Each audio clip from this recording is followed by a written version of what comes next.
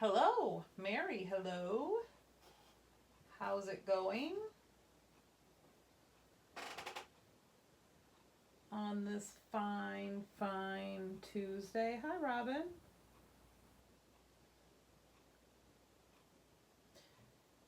Barbara, hello. As you're popping on, say howdy doody.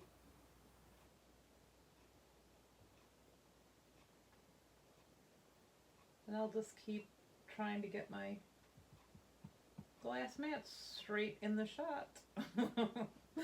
Oh. Hey, Kim. What's happening out there? Everybody enjoying this lovely weather that we had today? I actually stepped outside for about 1 minute today. That's all I had time for. Marilyn, hi. We'll give it a minute and then we'll get started.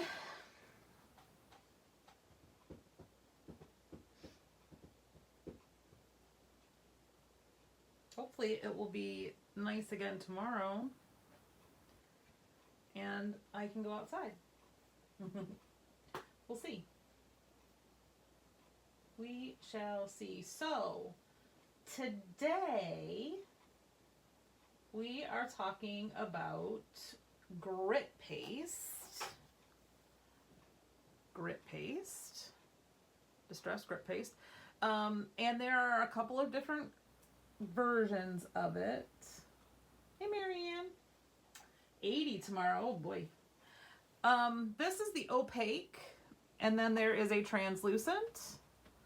And this one was a holiday release. This is Snowfall, and the Snowfall has glitter, clear, like clear rock candy, glitter in it. And I wanted to show you the difference between all of them with this technique that we're doing. Now, we did a technique a couple of weeks ago with texture paste, right? Yep, texture paste. And these were the samples of those. And you can see that there was a little bit of texture, but not a whole lot. And the technique that we did on this was we did the paste and then we sprinkled the embossing powder on and we let it dry. So I've been messing around. Hey, Susan, glad you made it. I've been messing around with some different techniques, and I started with the opaque grit paste on this tag and stenciled through my mosaic scales and sprinkled a couple of different colored embossing powders. Hey, Tammy. On it, and heat embossed it while the paste was still wet. And oh my goodness, look at the texture. I'm gonna try to turn it sideways to see if you can see how high that is raised up. Might have to bring these in the store so you can take a look at them, but trust me when I say that this feels like tile, and it has the texture of a tile also. So what happens is when it's melting the embossing powder, the paste bubbles up, and it's grit paste, so it's got, I'm going to say it's very fine sand in there, and it bubbles up, and then when it cools, it just hardens. Now this one, I did put the paste through the stencil, sprinkled on the powder, and I let it dry. And it still looks really nice, but it doesn't have that texture. I'm trying to hold it sideways to see if you can see. I don't know, it's hard to get the right angle in the camera so you can tell. All right, so that is with the opaque paste, and I'm going to actually do a sample of that, this one, when we dry it while it's wet. Now I also wanted to show you the opaque or the translucent because I thought that would be really cool too. So you can see the white paste in this one. This is the translucent, so you can't see the paste. It's clear. So I I made some notes. This is the translucent, and I let it dry partially. So you can see that where it was really thick and wet, it really bubbled up and has a lot of texture. And then where it was dry, it didn't bubble up, but it is really pretty and it's got a nice shine on it. Hey, Janice. Kim's asking, is that my stencil? The mosaic scales, this one is yes. This one is one that's not been released yet, but it's coming soon. And this is a potential new stencil also, so it's not out, if that's what you're asking, Kim. All right, and then I used the Grit Paste Snowfall. This is the one that's the grit paste, and it's got the clear rock candy, so it really does have a nice sparkle when the light hits it. But again, not as much of a bubble. And this one was pretty much dry. Yeah, I had to check the back of my notes. Pretty much dry. So you can see it's not raised up a bunch, but isn't it pretty the way that it sparkles? Kim, the mosaic one is in the store. So if you're going to be there tomorrow, you can pick it up. Okay, so those are the different ones. All right. We are going to... I'm going to show you this one because I want you to see how it bubbles. It's actually really cool to watch. All right, so this is the stencil that I use. This is the Mosaic Scales, and I'm going to do this on a craft tag. And let's use the opaque, the Grit Paste Opaque. All right. Let me get my cleaning supplies prepared because that's one of the only things I do actually clean up is the stencil when I use paste, because it fills the holes and then it's not really a very good stencil. You can't really see the image. All right, so we're just gonna put some paste on here. Double check and make sure I'm in the shot. Yes. All right.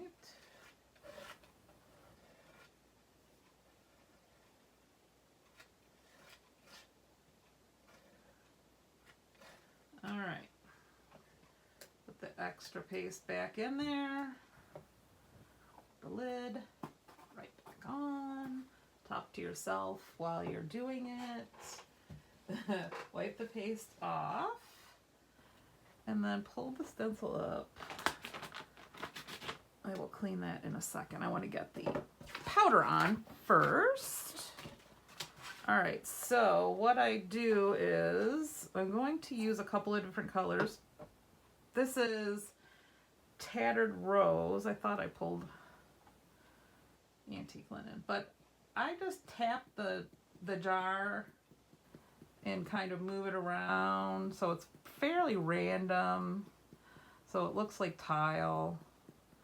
I'm kind of obsessed with how it really looks like tile. It would be a great background on a home decor and assemblage piece that had like not a yellow brick road, but you know what I mean, like a paved or cobblestone is what I meant, a cobblestone path, because it really does, oh shoot, really does look like cobblestone. Now, the only thing about when you mix these colors together like this, you can't, unless you want some random, who knows what you're going to get, concoction, you can't really save this powder. So that is the downside.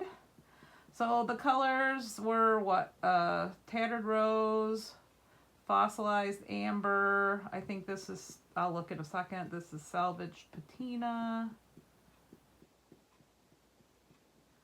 And I have, yep, Salvaged Patina. Oh, I didn't put the lid on very good, sorry. And Rusty Hinge is this last one. I know you guys are probably like, hurry up and get to the good part. The part where you heat it, which is the magic. Oh, God. All right, so you don't want to necessarily, you know, pick this up and just dump it off. I know I showed this before. You kind of want to pick it up if you can. Kind of do what Tim Holtz calls a little tap dance underneath and kind of bounce your colors around so that they don't blend together too much, okay? So there you go. I'm gonna put a little bit more powder over here of this concoction and see what we get. Probably brown mud. All right, so this will go into the garbage because those of you who know me know I am not a saver. All right, let me wipe this off really quick. I wanted to get that powder on first. Put that paste off. Take a look at the comments. All right, you guys are quiet today. No one's asking any questions.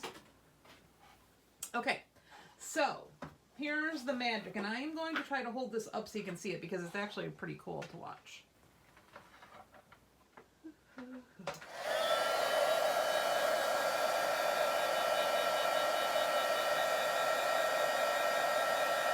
Now it is going to bubble, so if you're trying this technique, don't freak out. It's going to be like a cauldron bubbling.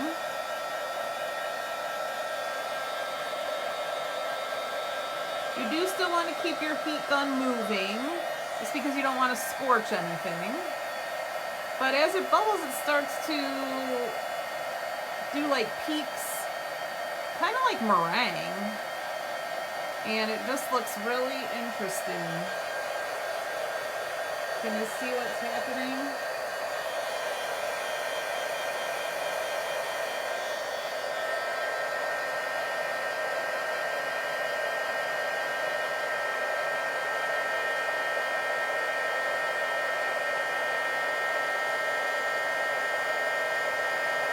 It's hard to get it on camera for you. But you can kind of see it sizzling a little bit there.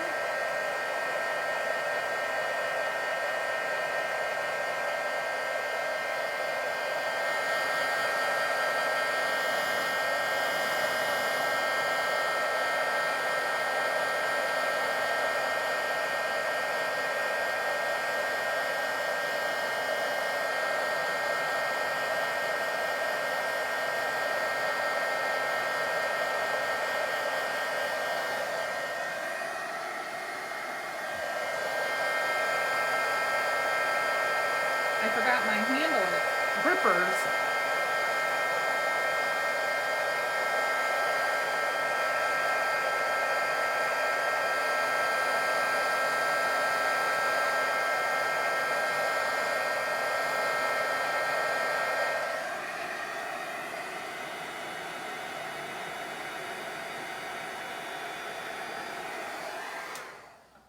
Okay, so now you can see,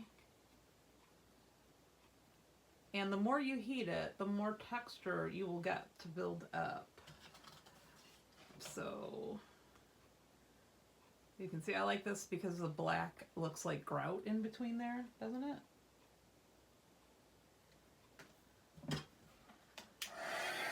I'm going to throw a little more heat on this. Hold on one second.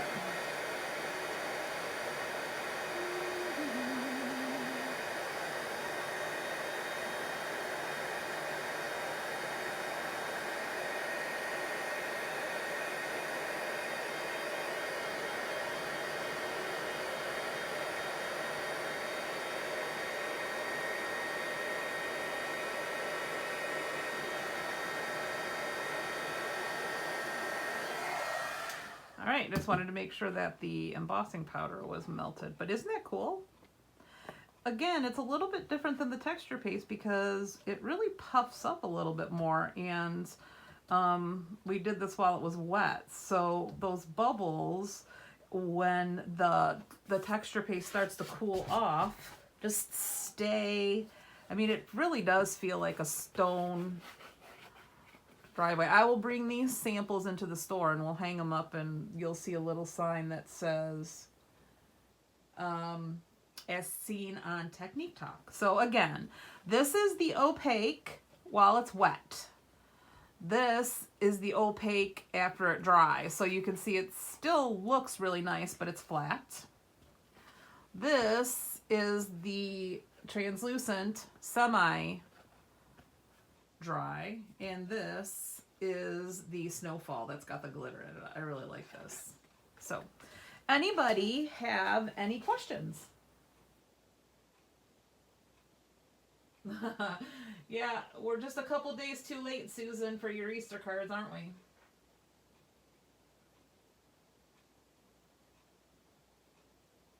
All right, any questions? We'll give it a minute. If not, you know we've got all these supplies in the store, the pastes, the embossing powders, heat tools, you know, whatever you need. We probably don't have we might not have the snowfall because that was the holiday.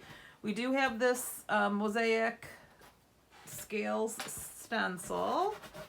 Got a little paste on there. And then just another announcement. Don't forget, if you haven't been watching our Facebook page, tomorrow starts a fun, exclusive, brick and mortar store only thing that Lawn Fawn is doing with us. It's actually a gift with purchase, only available in your stores right now. So if you are a Lawn Fawn fan, you want to get into the store and get some things to get your free stamp set. I just gave away a secret. It's a stamp set. A new, brand new, never been seen one. Okay? So, that's it if nobody has any questions. Don't forget we have our April event on the calendar for signups, which is layouts, April showers, two-page layouts available for signups. Hopefully we'll get at least 10 signups, so we're going to have to cancel the class. So if you're interested, get signed up. The Mega Meat crops are open, so you can get signed up for Friday and Saturday crop. And then I think there's a Mother's Day crop available also. And then this week, from what Renee says, is we will have the Jen Shirkus classes on the calendar for signups as well. So hope everybody enjoys this great weather that we're having, and I hope it continues. Sure, we'll be seeing you in the store soon. If you're popping in the store Saturday, it's my niece McKenna's first day. She's working at the store, so say hello to her while you're there. Linda will be training her. And everybody have a fantastic Tuesday. See y'all soon.